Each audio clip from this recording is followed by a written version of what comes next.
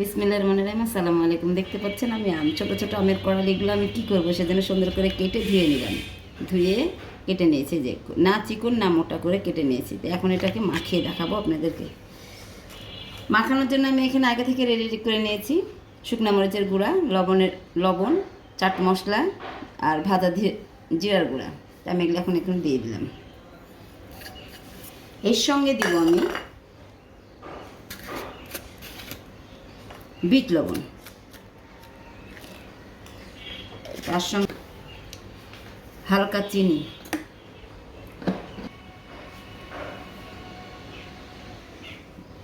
এখন সুন্দর করে মাখিয়ে নেব। তার সঙ্গে আমি এখন দেব, মাখানোর আগে দিয়ে দেব সরিষার তেল। সরিষার তেল যদি আপনারা না দিতে চান তাহলে কাসুন্দি দিবেন।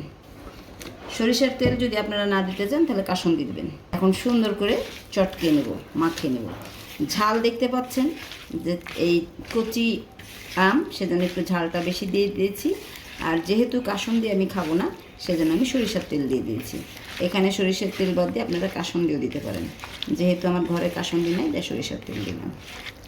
এই হয়ে গেল আমার ছোটো আম মাখানো। একবার হলেও মাখিয়ে খেয়ে দেখবেন, অবশ্যই ভালো লাগবে,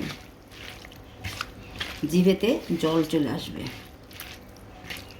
এই যে হয়ে গেল আমার মাখানো।